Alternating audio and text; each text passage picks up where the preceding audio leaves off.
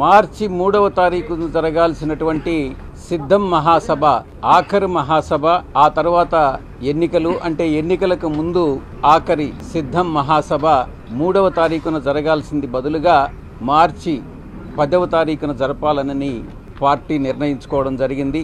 ఈ యొక్క గతంలో భీమిలి, ఏలూరు, రాప్తాడు 3 సభలు విజయవంతంగా జరుపుకున్న తర్వాత ఇక్కడ మేదరమెట్లలో జరగబోయేటటువంటి ఈ యొక్క 4వ సిద్ధం మహాసభ భారీ ఎత్తున ఏర్పాట్లు చేయడం జరుగుతూ ఉంది.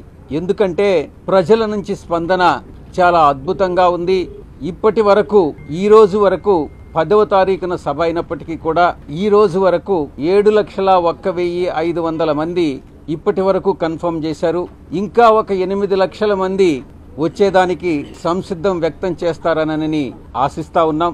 మొత్తం ఈ సభకు 15 లక్షల మంది హాజరవుతారన్నటువంటి అంచనాలు. దానికి తగినట్టుగానే ఈ యొక్క ప్రాంగణం 98 ఎకరాల ప్రాంగణాన్ని సిద్ధం చేసుకుంటా ఉన్నాం. హైవేలో, నేషనల్ హైవేలో ఈ యొక్క 98 ఎకరాలు కాకుండా వచ్చినటువంటి బసెస్ కానీ వాహనాలకు కానీ పార్కింగ్ సదుపాయం అంతా కూడా కలిగించే ఏర్పాట్లు చేయడం జరుగుతుంది. ఈ యొక్క సభకు గుంటూరు, బాపట్ల, పల్నాడు, ఒంగోలు, నెల్లూరు, తిరుపతి పార్లమెంటు జిల్లాల నుంచి ప్రజలు ఈ యొక్క సమావేశానికి విచ్చేసి మా గౌరవ ముఖ్యమంత్రి వర్యులు, పార్టీ అధ్యక్షులు ఇచ్చేటటువంటి సందేశం, దిశానిర్దేశం ఆలకించేదానికి వస్తారు.